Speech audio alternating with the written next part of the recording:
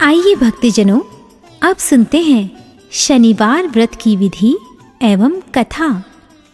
इस दिन शनि की पूजा होती है। काला तिल, काला वस्त्र, तेल, उड़द शनि को बहुत प्रिय हैं। इसीलिए इनके द्वारा शनि की पूजा होती है। शनि की दशा को दूर करने के लिए यह व्रत किया जाता है। शनि स्तोत्र का पाठ भी विशेष लाभदायक सिद्ध होता है। कथा। एक समय सूर्य, चंद्रमा, मंगल, बुध, बृहस्पति, शुक्र, शनि, राहु और केतु इन ग्रहों में आपस में झगड़ा हो गया कि हम सब में सबसे बड़ा कौन है। सब अपने अपने को बड़ा कहते थे। जब आपस में कोई निश्चय न हो सका तो सबके सब आपस में झगड़ते हुए इंद्र के पास गए और कहने लगे कि आप सब देवताओं के राजा हो, इसीलिए हमारा न्याय करके बतलाओ कि हम नवग्रहों में सबसे बड़ा कौन है।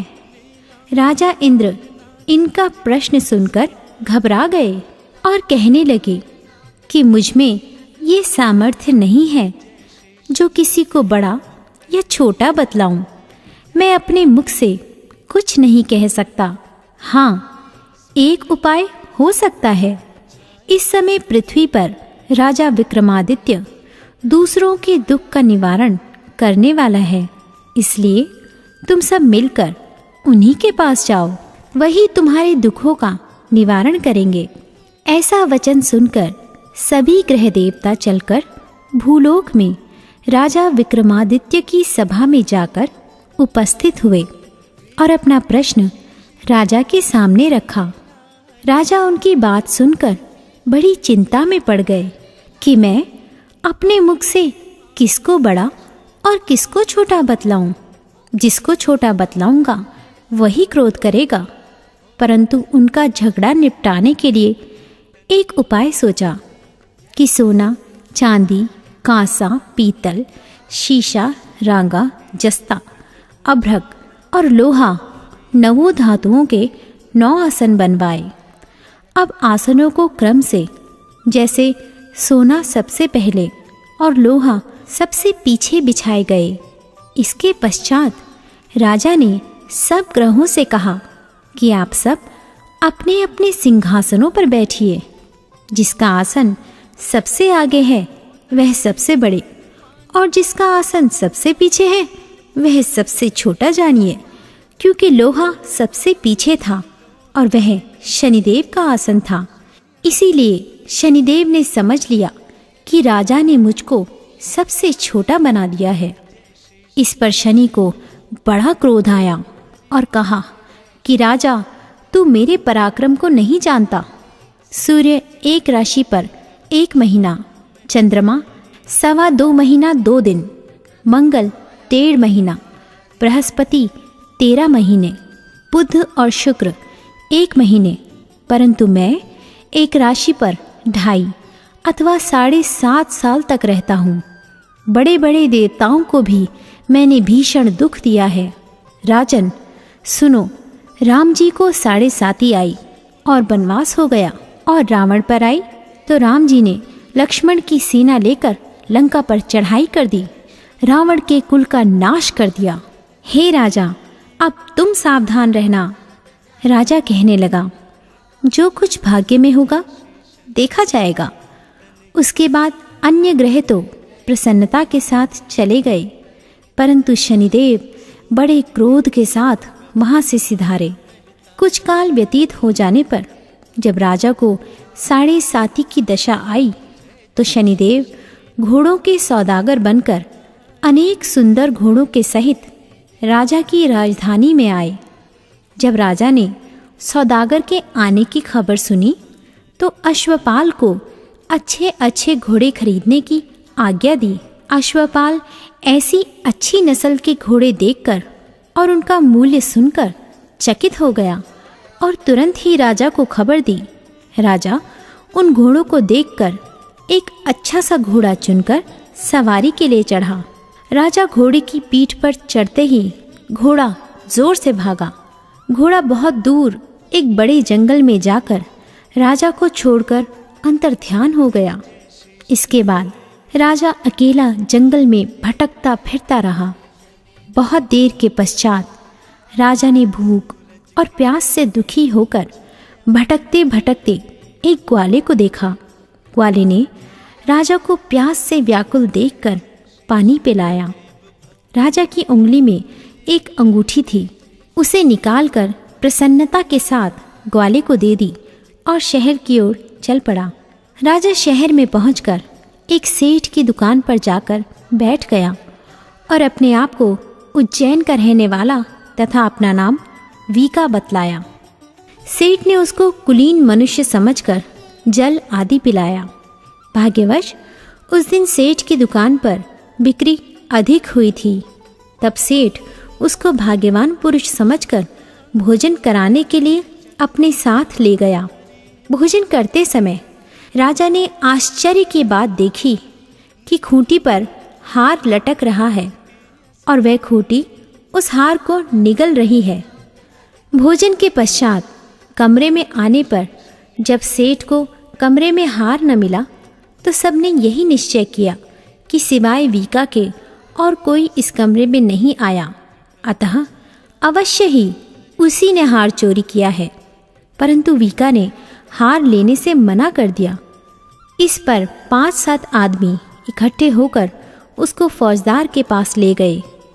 फौजदार ने उसको राजा के सामने उपस्थित कर दिया और कहा कि ये आदमी तो भला प्रतीत होता है, चोर मालूम नहीं होता, परंतु सेठ का कहना है कि इसके सिवाय और कोई घर में आया ही नहीं, अवश्य ही इसी ने चोरी की है। तब राजा ने आज्ञा दी कि इसके हाथ पैर काटकर चौरंगिया किया जाए। राजा की आज्ञा का तुरंत पालन किया गया और वीका के हाथ पैर काट दिए गए। इस प्रकार कुछ काल व्यतीत होने पर एक तेली उसको अपने घर ले आया और कोहलू पर उसको बैठा दिया। वीका उस पर बैठा हुआ जबान से बैल हाँकता रहा। शनि की दशा समाप्त हो गई और एक रात को वर्षा ऋतु के समय वह मल्हार राग गाने लगा। उसका गाना सुनकर उस शहर के राजा की कन्या उस राग पर मोहित हो गई और दासी को खबर लाने भेजा कि शहर में कौन गा रहा है। दासी सारे शहर में फिरती फिरती क्या देखती है कि तेली के घर में चौरंगिया राग गा रहा है। दासी ने महल में आकर राजकुमारी को सब वृतांत सुना दिया। बस उसी क्षण राजकुमारी ने अपने मन में यह प्रण कर लिया कि चाहे कुछ हो, मैंने इस चौरंगिया के साथ विवाह करना है। प्रातःकाल होते ही जब दासी ने राजकुमारी को जगाना चाहा तो राजकुमारी अनशन व्रत लेकर पड़ी रही। तब दासी ने रानी के पास जाकर राजकुमारी के न उठने का वृतांत कहा। रानी ने तुरंत ही वहां आकर राजकुमारी को जगाया और उसके दुख का कारण पूछा। तो राजकुमारी ने कहा कि माताजी, मैंने यह प्रण कर लिया है कि तेली के घर में जो चौरंगिया है उसी के साथ विवाह करूंगी। माता ने कहा, पगली, यह क्या बात कह रही है? तुझको किसी देश के राजा के साथ परणाया जाएगा। कन्या कहने लगी कि माताजी, मैं अपना प्रण कभी नहीं तोड़ूंगी। माता ने चिंतित होकर यह बात राजा को बताई। तब महाराज ने भी आकर यह समझाया कि मैं अभी देश देशांतर में अपने दूत भेजकर सुयोग्य, रूपवान एवं बड़े से बड़े गुणी राजकुमार के साथ तुम्हारा विवाह करूंगा। ऐसी बात तुमको कभी नहीं विचारनी चाहिए।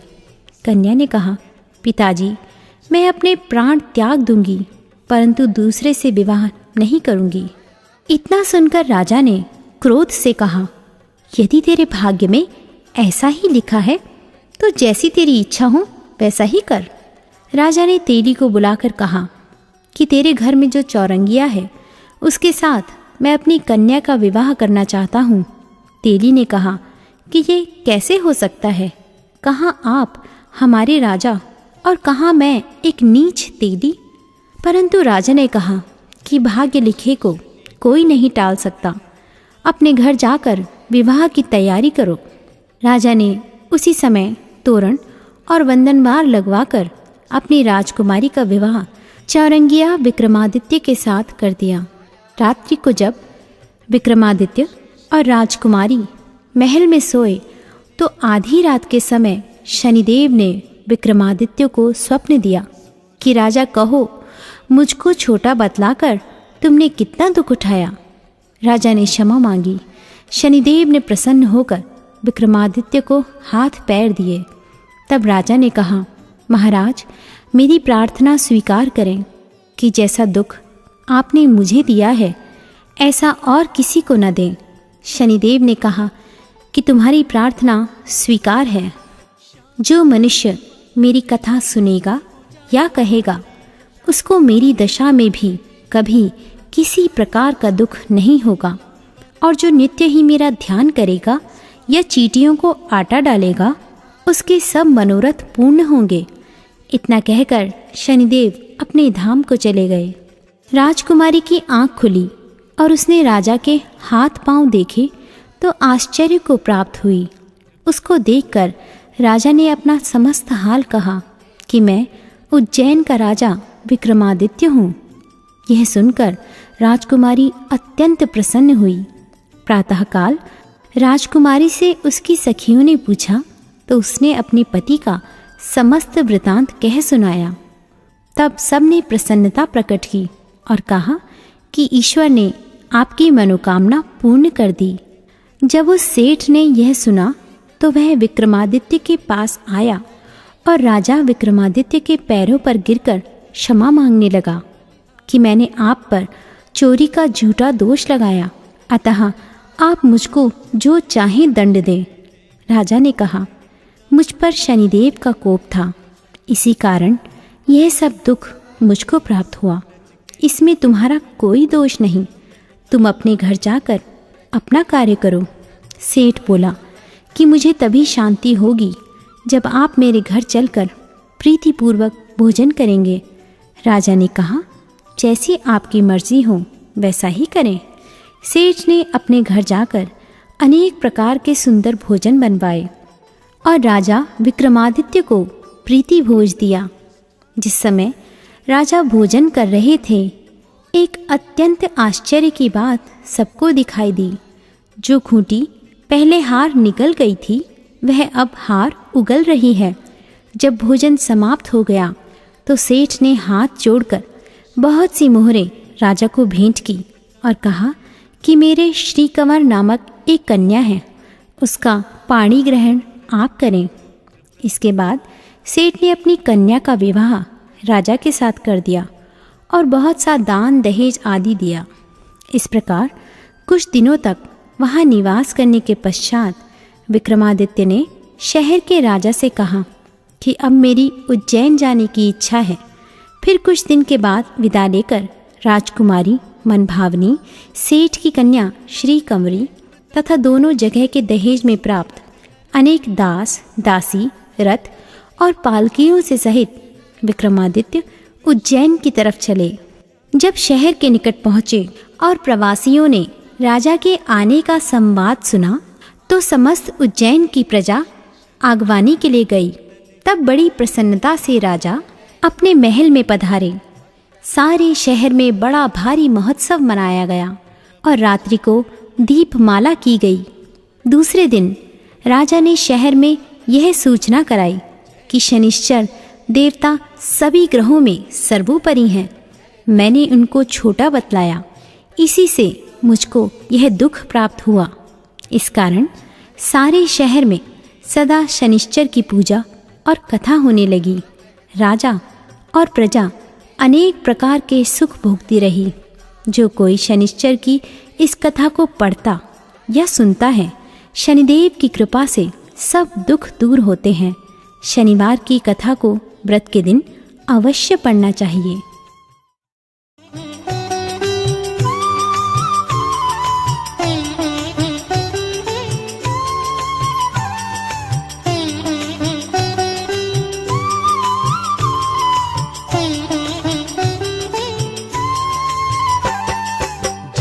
श्री शनि देव भक्तन हितकारी। जय जय श्री शनि देव भक्तन हितकारी। सूरज के पुत्र प्रभु छाया महतारी। सूरज के पुत्र प्रभु छाया महतारी। जय जय श्री शनि देव भक्तन हितकारी। जय जय श्री शनि देव भक्तन हितकारी। सूरज के पुत्र प्रभु छाया महतारी। सूरज के पुत्र प्रभु छाया महतारी।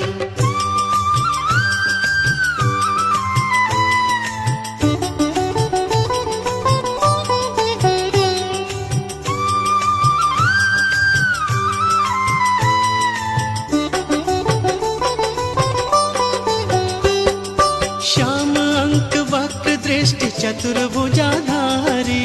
श्याम अंक वक्र दृष्टि चतुर्भुजाधारी। नीलांबर धारनाथ गज की असवारी। नीलांबर धारनाथ गज की असवारी। जय जय श्री शनि देव भक्तन हितकारी। जय जय श्री शनि देव भक्तन हितकारी। सूरज के पुत्र प्रभु छाया महतारी। सूरज के पुत्र प्रभु छाया महतारी।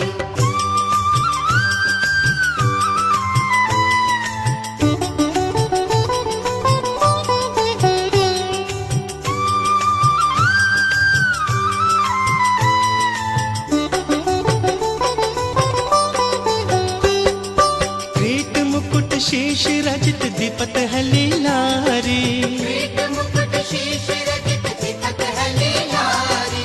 मुक्तन की माला गले शोभित बलिहारी। मुक्तन की माला गले शोभित बलिहारी। ओ जय जय श्री शनि देव भक्तन हितकारी। जय जय श्री शनि देव भक्तन हितकारी। सूरज के पुत्र प्रभु छाया महतारी। सूरज के पुत्र प्रभु छाया महतारी।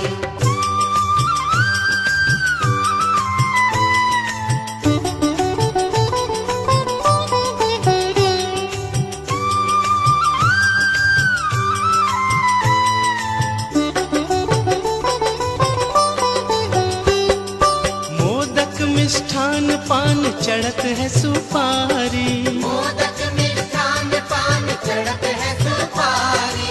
लोहा तिल तेल उड़द महिषी अति प्यारी। लोहा तिल तेल उड़द महिषी अति प्यारी। जय जय श्री शनि देव भक्तन हितकारी।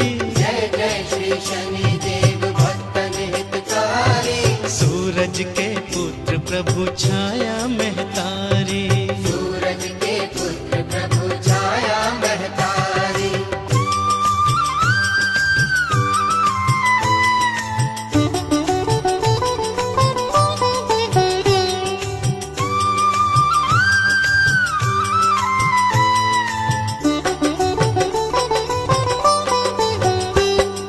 देव दनुज ऋषि मुनि सुमिरत नर नारी। देव तनुज ऋषि मुनि सुमिरत नर नारी। विश्वनाथ धरत ध्यान शरण है तुम्हारी। विश्वनाथ धरत ध्यान शरण है तुम्हारी।